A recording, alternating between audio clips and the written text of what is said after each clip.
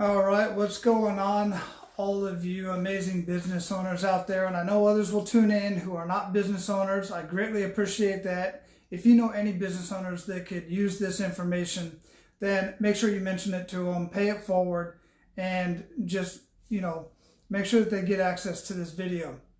Now, I have my tripod broke the other day, so I have a flimsy version of a tripod here, so I'm not going to be commenting or touching the little hands and saying hello back and all this kind of stuff. But listen, this strategy that I'm going to share with you today, it's so much more than just gaining new customers quickly. It's also a way to greatly increase your revenue, like super quick. And you're going to see why in just a minute. I'm going to give you a couple of examples. But so the strategy is this: joint ventures. Now, I know some of you may know what a joint venture is, or you may think you know what a joint venture is. It's not the same as a referral type of program. It's completely different. Now, it's got some similarities to it, but the fact of the matter is there's some extra steps that you have to take in order to actually set up a really profitable, amazing joint venture. Scott, what's going on, brother? Good to have you on.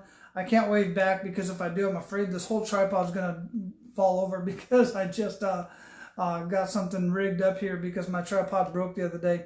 Anyhow, joint ventures. There's specific ways that you have to get in communication with and have the conversation with somebody and the people that you want to joint venture with, the other business owners. So basically, what a joint venture is, and a true joint venture, is you want to find businesses that serve your clients in a different way. So, and then what you want to do is you want to reach out to those business owners and you want to set up a win-win conversation. You want to have a conversation with them. You can't do this over email. You can't do this over Facebook and LinkedIn and all this kind of stuff. This is one of my biggest pet peeves with business owners these days, is everybody wants to try to make $1 million and try to make a living online. And there are people that are doing that. But it took them a long time to get to the point to where they can do that. If you're a brand new business, or if you're a business that's struggling and needs customers like quickly, then you absolutely must learn how to set up a proper joint venture with the right forms, the right, what am I looking for? Not just the right forms, but the right scripts, the contracts. There's some contracts involved if you're going to set up a large joint venture.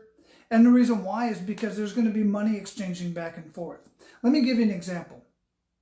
You can set up a joint venture in any industry. So for instance, in the coaching industry, coaches can set up a joint venture by contacting people who already serve the clients that you want to work with. So once you decide the clients you want to work with, and you go back and listen to prior information or prior videos that I've done on setting up your market dominating position, finding out who your target market is. Once you figure out who that is, then you start contacting people that are already serving those clients in a different way, those customers. Who am I talking about? Accountants. I'm talking about specifically for, say, business coaches or consultants. You want to contact accountants, you want to contact business brokers, you want to contact Chamber of Commerce, BNIs, other types of groups that serve business owners. And you basically go up to them and you tell them that you want to provide a service to their clients and you want to do so for free. Oh my God, there's the free word. So many people are afraid to give away free content and free information. But the payback, the kickback off of that is just ridiculous. There's so much more going to come back to you. Now, here's the thing. Once you start serving a couple of their customers, they're going to send more customers to you. And you're going to set it up so that when you are sending customers back and forth, let's say a business broker. If I'm partnering with a business broker, I'm setting up a joint venture, then I'll go to a business broker, and I already know that business brokers have clients that come to them, or potential clients, business owners who go to them and say, hey, I want to sell my business. And that business does not have the valuation to sell. The business broker is not going to take them on as a client because there's nothing there. It's like a real estate agent trying to sell a brand spanking new house in a new community. They're going to have to hike the price up, and it's false.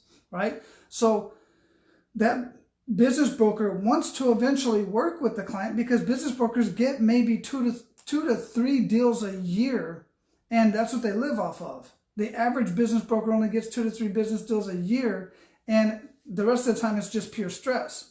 So what I tell them is, say, look, send me a couple of those clients that are potential clients that are not in a position to sell their business. I will build their business up. I have a superpower that I absolutely know that I can take them on. I can show them how to put several strategies in place so that over the course of the next 12 months to 5 years, they are going to be very profitable and their valuation is going to go through the roof. And I'm going to show them that up front because I have software that does all this for me. That shows me what the potential is of each of the strategies that we are going to implement over the course of time. And then when that business is ready and in a position to be sold, they will go back to you. I'll make sure they go back to you, the business broker, so that you can resell that business. And then you're going to get the business anyway. I can do a similar thing with an accountant. It's much more in depth. But let's say, for instance, not a business broker. Some of you out there, name some of the businesses that you're in, and I'll give you an example. Any of the businesses that you're in right now, any of those that are on, and even on the replay, name some businesses, and I'll give you some examples in your comments of examples that you could set up a joint venture with. So if any of you that's on right now, I know Bob Clark has one. He's doing basically the same thing that I'm doing. Brandon's doing something similar, a little bit different. So any of you that have a business, just name the business, and I will tell you a few ideas that I know because I've already done some of these with other business owners and set up joint ventures with. So I'll give you a couple examples. Let's say I'm looking outside. Let's say a painting company, somebody who's going to come needs to paint a house. All right. What they need to joint venture with, if they don't already have a relationship or they don't already have built into their business a cleaning business. In my opinion, and I share this with my contractors, every contractor should have a relationship with a cleaning business. And they should have every single night, as soon as they get done with their work, they should have a cleaning business come in and do a real quick cleanup of the whole area if the workers don't do that themselves, and leave the area absolutely spotless so that the family can enjoy the rest of their space until they come back the next 2 or 3 days. And then when the project's done, they should have a cleaning crew come in and completely clean that house, that dwelling, the house or the business, in either residential or commercial. Now, they can joint venture with that business, and if a cleaning company is out and they're cleaning a house and they see the walls need to be painted, or they need their lawn done, or they're talking to the business owner while they're cleaning, and the business owner wants to put an outdoor kitchen out back, then they're going to have a joint venture with somebody who does outdoor kitchens, or somebody who does hardscapes, or somebody who does landscaping, or lawn care, or painting. And they're going to go to them and say, hey, I have this client who wants to do some painting. I recommended you, and you're going to go back and forth and share each other. Basically they're going to get that job because they already like, know, and trust the cleaning business. Now, when the painting company, for instance, or the hardscaping company gets that business, then they get a kickback, 10, 15%, whatever you negotiate. Now the cleaning business does this with several other jobs, and the cleaning business on a regular basis, 2 to 3 times a month, is getting revenue from one of those joint ventures, and they didn't do anything other than just recommended them to their client. It's more than a referral, and there's got to be the paperwork in place to have all this set up properly. Why is this important for you to know? Because as a brand new business owner or a business owner that needs leads, this is by far the quickest way to get customers and clients into your business. Advertising is great. Advertising is important. But advertising is a long-term return on investment. You have to build up the rapport within your community. The quickest way to build up rapport and trust in your community is to joint venture with businesses that are serving your clients in a different way, who are already trusted in the community. You catching what I'm saying? They already have trust. They already have clients that they can refer to you. And when they refer business to you, then you are going to repay whoever it is that referred that business to you in the form of a percentage of the job, because otherwise you would have paid for that marketing. You would have never gotten that business had that not been referred to you.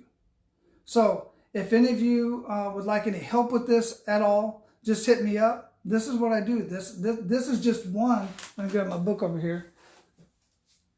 This is just one of the top 8 strategies that I have in my business. The top 8 strategies out of hundreds of strategies that I use throughout the course of a year with most business models. But I always use these top 8. And there's others that I'll throw in there once in a while too. And then if there's some that I kind of get stuck, then I go connect with some of my other business and marketing strategists that I've worked with over the years and that I'm connected with. I'll share with them what the situation is, because I don't know everything. I know what I know in reference to these strategies, and many of the businesses I've already done business with. But if we get stumped, then I can go to the network of business strategists that are in 24 different countries and get an answer back and say, hey, have you thought about this one? I'm like, oh crap, I hadn't thought about that one. Let's try that. So we'll put that into place. That's why I love doing this, because it's not just me. When you're working with me, you're working with a network of business strategists who are absolutely obsessed with ensuring that your business meets the mark every quarter, every year, and 5 years down the road. All right. So if you're struggling for business and you need clients and you need revenue, joint venture is the way to go, man. I got other strategies I'll be sharing with you over the next couple days. All right. Take care. See if I can wave at some of these folks without knocking my... There we go. Sorry about getting all up in your face. I'm going to wave back at everybody before I shut it down. All right. All done. Talk to y'all later. Aloha.